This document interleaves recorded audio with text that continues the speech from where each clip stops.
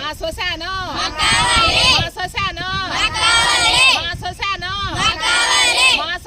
మాకు ఇప్పించాలి. నెల్లూరు జిల్లా కోవూరు నియోజకవర్గం కోవూరు మండలం నందలగుంట గ్రామంలో ఎస్టీ యానాద కులానికి సంబంధించిన శ్మశాన వాటికను 60 సంవత్సరాలుగా వాడుకుంటున్న భూమిని ప్రభుత్వ అధికారులు, నాయకులు ఇది ప్రభుత్వ భూమి అనే బోర్డు పెట్టేశారు. గత 60 సంవత్సరాల నుండి అక్కడ తమ పూర్వీకుల శవాలను పూడుస్తున్నామని అక్కడ స్థానిక ప్రజలు వాపోతున్నారు. ఒక ప్రైవేట్ ఆసుపత్రి కోసం స్థానిక నాయకులు, ప్రజానాయకులు, ప్రస్తుత నాయకులు వారికి సపోర్ట్ చేస్తున్నట్లు ప్రజలు వాపోతున్నారు. ఈ సందర్భంగా నందలగుంట ఎస్టీ కాలనీకి సంబంధించిన ప్రజలు మీడియాతో మాట్లాడారు. నందలగుంట మేము గత 70 సంవత్సరాల నుంచి ఇక్కడ నివాసం ఉంటున్నాము. మేము ఇక్కడనే శ్మశానాన్ని వాడుకుంటా ఉన్నాము. ఇప్పుడు కార్పొరేట్ హాస్పిటల్ వచ్చిన దానివల్ల కాలువ రిపేర్ అని చెప్పి 2 సంవత్సరాలు ఆపిన దానివల్ల మేము రాలేకపోయాము ఇక్కడికి. ఇప్పుడు కార్పొరేట్ హాస్పిటల్ వాళ్ళు వచ్చి మమ్మల్ని ఇక్కడ మీకు శ్మశానం లేదు, మీరు ఇక్కడికి రాబాకండి అని చెప్పారు. మేము ఇక్కడికి ఒక పెద్ద ఆయన చనిపోతే తీసుకొచ్చాము. మమ్మల్ని లేకుండా అడ్డుకొని వాళ్ళు మమ్మల్ని చాలా ఇబ్బంది పెట్టారు. అప్పుడు రాజకీయ నాయకులు అయితే ఏమి, పోలీసు వాళ్ళు అయితే ఏమి, ఎంఆర్ఓ గారు అయితే ఏమి, ఫస్ట్ ఎంఆర్ఓ గారి కాటికి, కలెక్టర్ గారికి, ఎమ్మెల్యే కాడికి అందరికి పోతే అమ్మ అది మీరేను, మీకే ఇస్తాము అని అన్నారు.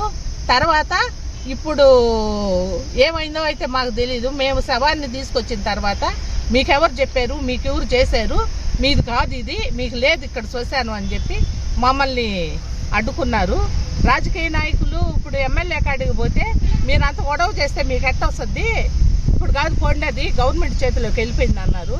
ఎంఆర్ఓ గారు చూస్తే మాకు శ్మశానం అనేది చూపించకుండానే బోర్డు వేసేసాడు.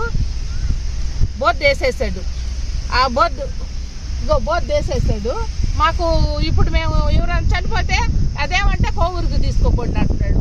కోవూరుకు తీసుకోపోవాలంటే వెహికల్ ఖర్చులు అయితే ఏమి, మాకు ఖర్చులు అయితే ఏమి ఇంచుమించు 10,000 దాకా అవుతున్నాయి. ఆ 10,000 మేము పెట్టుకునే స్తోమత మాకు లేదు. అందుకని ఎమ్మెల్యే గారికి కానీ, కలెక్టర్ గారికి కానీ, ఆ రాజకీయ నాయకులకైతే, ప్రభుత్వానికి అందరికీ మేము కోరుకునేది మాకు శ్మశానం చూపించండి అని. మాకు ఆ శ్మశానం చూపించకుండానే వీళ్ళు మీకేం సంబంధం లేదని బోర్డులు నాటేశారు. ఏం చెయ్యాలో మాకు అర్థం కాక మేము చాలా ఇబ్బందులు పడుతున్నాం. కలెక్టర్ కాడికి పోతే అమ్మ ఇది మీదే అన్నాడు. కానీ తీరా చూస్తే ఇక మీకు ఎక్కడుంది ఇక్కడ శ్మశానము అని మమ్మల్ని అడ్డుకుంటా ఉండరు. దయించి ఎమ్మెల్యే గారికి అయితే ఏమి, కలెక్టర్ గారికి అయితే ఏమి, ఎంఆర్ఓ గారికి అయితే ఏమి మాకు శ్మశానాన్ని చూపించమని మేమందరినీ వేడుకుంటున్నాం. మా శ్మశానం 70-80 సంవత్సరాల నుంచి మా పెద్దోళ్ళు అందరినీ వెళ్ళ పూడ్చుకుంటున్నాం సార్. మేము ఇప్పుడు మమ్మల్ని ఎండిపోవకుండా చేసేస్తున్నాం. మేము నిరుపేదలవి, మాకు అంత సామత లేదు. బండ్లే పోయి అక్కడ పెట్టినంత సామత మాకు లేదు. ఎవరైనా పూడ్చుకోవడానికి ఏళ్ళ స్థలాలు లేదు. మాకు ఇరుకు స్థలాలన్నీ 2 కుటుంబాలు ఉన్నాం. అందుకని 80-70 సంవత్సరాల నుంచి మా పెద్దోళ్ళ కాలం నుంచి ఇక్కడ పూడ్చుకుంటున్నాం. కాబట్టి దయచేసి ఈ శ్మశానమే మాకు కేటాయించమని ప్రభుత్వాన్ని, ఎమ్మెల్యే గారిని, కలెక్టర్ గారిని, ఎంఆర్ఓ గారిని కోరుకుంటున్నాం. మా శ్మశానం ఎన్నో ఏళ్ళగా మా పెద్దోళ్ళ తరాల నుంచే ఉంది. దాన్ని వేరే వాళ్ళు ఇప్పుడు ఇక్కడ చేసేదానికి లేదని అది హాస్పిటల్ వల్ల వాళ్ళు మమ్మల్ని ఇక్కడ రానికుండా చేశారు. మేము ఇక్కడ శవాన్ని తీసుకొచ్చినా వాళ్ళు కూర్చేదానికి లేదని మా మీద దౌర్జన్యం చేశారు. తవ్విని కొట్టను కూడా కూర్చొచ్చి శవాన్ని తీసుకొని మిమ్మల్ని కోవులు తగలబెట్టించారు. మా శ్మశానం మాకు కావాలని అందరినీ ఏడుకుంటున్నాం. ఇది చూసిన వాళ్ళు ఎవరైనా కూడా మాకు న్యాయం చేయాలని కోరుకుంటున్నాం ప్రతి ఒక్కరిని. శ్మశాన స్థలం విషయంపై కోవూరు తహసీల్దార్ నిత్యానంద్ వివరణ ఇచ్చారు. గ్రీవెన్స్ డేలో జేసీకి అర్జీ ఇవ్వడంతో ఎంక్వైరీ చేస్తే ఆ స్థలం వాళ్ళు వాడుకుంటున్నారని తెలిసిందని, అయితే కాలువ పక్కనే చిన్న స్థలం కనుక ఆ విషయాన్ని ఎంక్వైరీ చేశామని, శ్మశాన స్థలంపై ప్రపోజల్ పైకి పంపించడం జరిగిందని తెలిపారు. అది రాగానే వారికే కేటాయించడం జరుగుతుందని తహసీల్దార్ నిత్యానందన్ మీడియా పూర్వకంగా పేర్కొన్నారు. సార్ నందలగుంట విషయంలో వాళ్ళు రిప్రజెంటేషన్ ఫస్ట్ పోయి జేసీ గారికి గ్రీవెన్స్లో ఇచ్చారు. దాని మీద ఎంక్వైరీ చేశాము. ఎంక్వైరీ చేస్తే గతంలో ఎప్పుడో వాళ్ళు అక్కడనే వాడుకుంటున్నారని చెప్పినట్టుగానే చెప్పారు. సరే ఇంకా ఆడ కాలువ పక్కనే ఒక పీస్ ఆఫ్ ల్యాండ్ ఉంది కాబట్టి దాన్ని ఏదన్నా వాళ్ళు ఉపయోగించుకునే దానికి అవకాశం ఉంటే బరియల్ గ్రౌండ్గా ఉపయోగించుకోవాలని చెప్పని రాసి ప్రపోజల్ పంపించాము. సబ్సిక్వెంట్గా ఏంటంటే అది ఇంకా మనకు మెటీరియలైజ్ అయ్యి రాలేదు. ఈ లోపల బాడీ ఒకటి చనిపోతే మిగతా వాళ్ళందరూ ఏం చేశారంటే ఆడ ఇంకా కూడా ఇవ్వకుండా ముందే ఎందుకు ఆడ పడతారు మీరు శ్మశానం, దాన్ని ఇప్పుడు ప్రజెంట్గా అయితే చేసేదాన్ని లేదు, వచ్చిన తర్వాత చేసుకోండి అని చెప్పాము. ఆ రోజు కూడా వాళ్ళకి మేము చెప్పింది అంటే వీళ్ళంతా సబ్జెక్ట్ చేస్తున్నారు, ఇక్కడ శ్మశానం పెట్టేదాన్ని లేదని చెప్పని. కాబట్టి మీరు ప్రపోజల్ పంపించినాను, అది వస్తే మీకే కేటాయిస్తారు, లేనప్పుడు మీరు ఇక్కడ మటుకు ఇప్పుడు అది అలా చేయకూడదు అనే విషయం చెప్పాము.